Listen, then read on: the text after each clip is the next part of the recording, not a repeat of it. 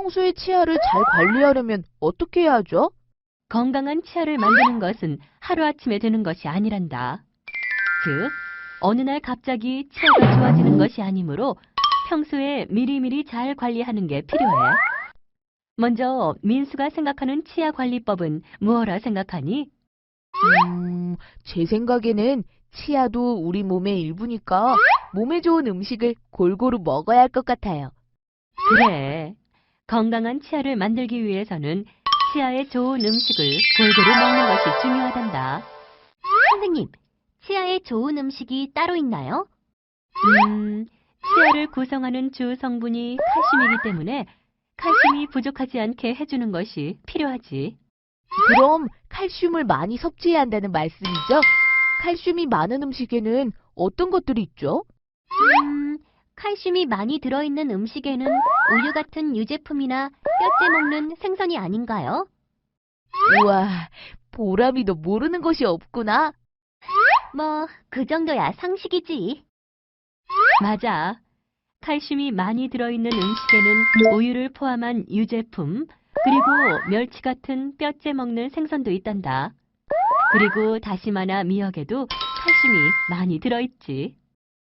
그럼 선생님, 유제품과 뼈째 먹는 생선을 집중적으로 많이 먹으면 이가 건강해지겠네요? 물론 치아의 대부분이 칼슘이기 때문에 칼슘이 많이 함유된 음식을 섭취하는 것도 중요하지만 칼슘이 많이 든 음식만 많이 먹는다고 해서 이가 건강해지는 것은 아니란다. 그래요? 저는 그 내용이 이해가 안 되는데 왜 그러죠? 왜냐하면 건강한 치아를 만들기 위해서는 잇몸 건강 또한 중요하기 때문이야. 따라서 칼슘뿐 아니라 비타민, 단백질, 무기질 등 영양이 골고루 함유된 식품을 먹는 것도 중요하단다. 저는 음식을 먹을 때 편식하는 습관이 있는데 앞으로는 이것도 고쳐야겠네요. 그리고 치아는 우리 몸의 일부이기 때문에 특별히 치아에만 좋은 음식이 따로 있는 것은 아니란다.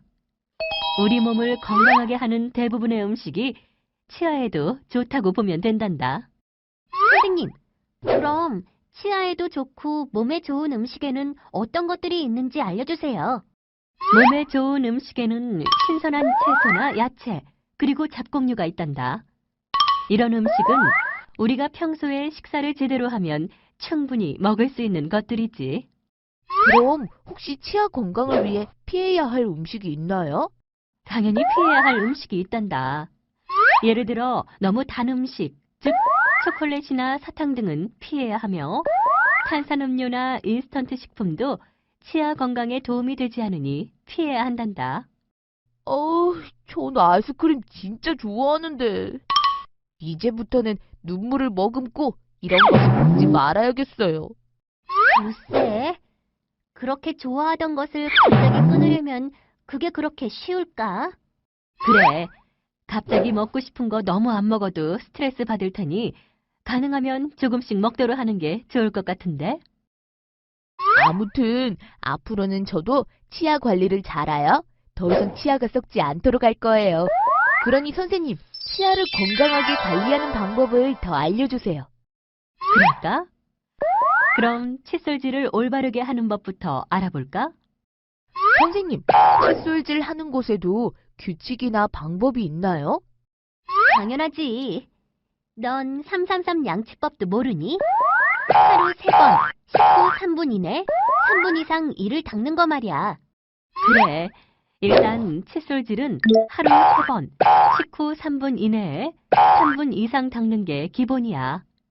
물론 간식을 먹었다면 그때도 칫솔질을 하는 게 당연하고. 무슨 말인지 알겠어요. 치아에 음식 찌꺼기가 남으면 충치를 일으키는 산이 만들어지기 때문에 음식을 먹고 나면 바로 칫솔질을 하여 음식 찌꺼기를 제거해야 한다. 이 말이죠? 맞아. 그런데 상황에 따라 음식을 먹고도 칫솔질을 못하는 경우가 있는데 그럴 때는 어떻게 하죠? 부득이 칫솔질을 할 수 없는 경우에는 물로 입안을 헹구는 정도라도 하면 치아 건강에 도움이 된단다. 맹물로라도 입을 헹구면 안 하는 것보다 낫다는 말씀이죠? 그렇단다. 그리고 칫솔질을 할 때 특히 주의해서 닦아야 할 부분이 있단다. 어떤 부위죠? 칫솔질을 할 때 주의해서 닦아야 할 부분은 치아와 치아 사이란다. 이 부분에 음식이 잘 끼기 때문에 이 부분은 칫솔질이 가장 필요한 부위란다. 그리고 치아와 잇몸의 경계 부위도 잘 닦아줘야 하고. 우와, 전 그렇게 사이사이를 제대로 닦지 않았었는데, 이제부터는 사이사이를 더 열심히 잘 닦아야겠네요. 너희들 이를 닦을 때 이를 닦는 방향은 어떻게 해서 닦니? 이를 닦는 방향이요? 칫솔질을 할 때는 이를 닦는 방향이 있는데 이를 닦을 때는 항상 잇몸에서 치아 쪽으로 닦아야 하는 것은 기본이야. 이렇게 치아 쪽으로 빗질하듯이 칫솔을 쓸어내리면 치아에 상처를 입히지 않고 깨끗이 칫솔질 할 수 있어 좋단다. 잇몸에서 치아 쪽으로 칫솔질 하라는 말씀이죠? 그래. 그래야 치아 손상이 덜 받게 된단다. 그럼 그렇게 닦지 않으면 이가 손상된다는 말인가요? 그렇단다. 만약 올바르지 않게 칫솔질을 하면 자칫 범낭질이 달아질 수 있기 때문이지. 범낭질이 달아진다고요? 그렇단다.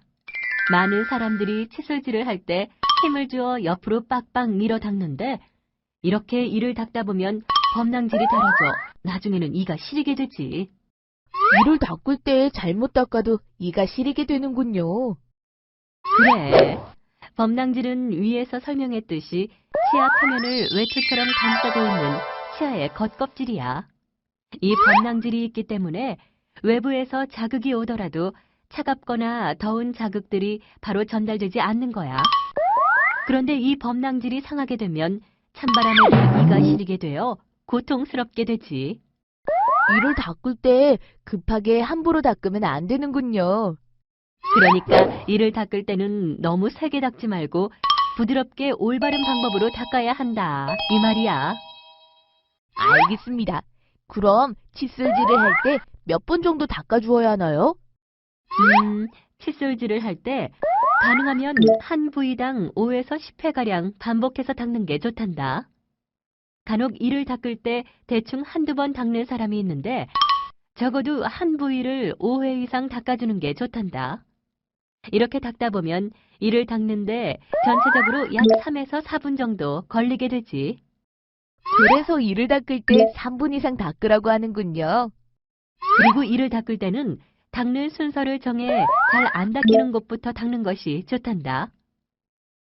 예를 들어 뺨 쪽보다는 혀 쪽인 치아 안쪽이 닦기 어려우므로 혀 쪽과 어금니 쪽부터 닦기 시작하고 그 후에 바깥쪽을 닦고 마지막으로 씹는 면을 닦으면 좋단다.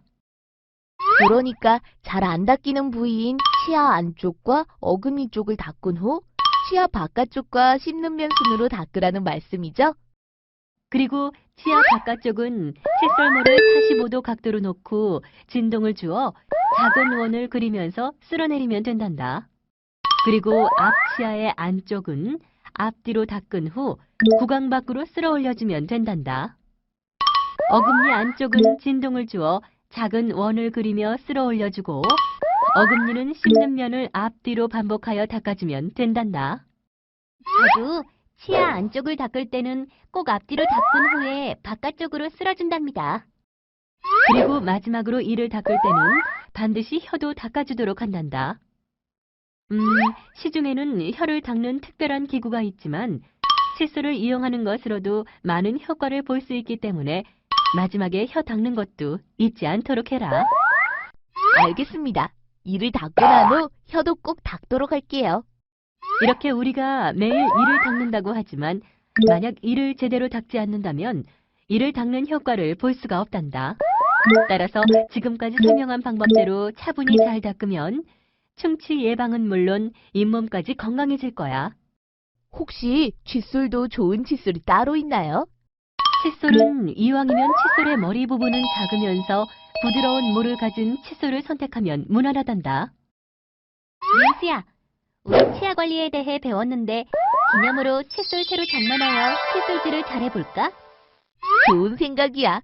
사실 나는 지금까지 치아 관리를 소홀히 했었는데 이번 기회에 정말 치아를 잘 관리해야겠다는 생각이 들었어. 앞으로는 이에 좋은 음식을 먹도록 하고 칫솔질도 제대로 해야겠어. 그래. 지금까지 배운 치아 건강과 관리에 대해 제대로 실천한다면 아마도 80세가 되어도 건강한 이를 가지게 될 거야. 간혹 사람들 중에는 이가 없으면 잇몸으로 살지 하는 사람이 있지만 막상 이가 없이 살면 정말 불편할 거야. 그래서 건강한 치아는 오복 중에 하나라고 하지 않았을까요? 맞아요. 소 잃고 외양간 고치지 말고 건강할 때 미리미리 치아 관리를 하여 후회하는 일이 없도록 해야겠어요.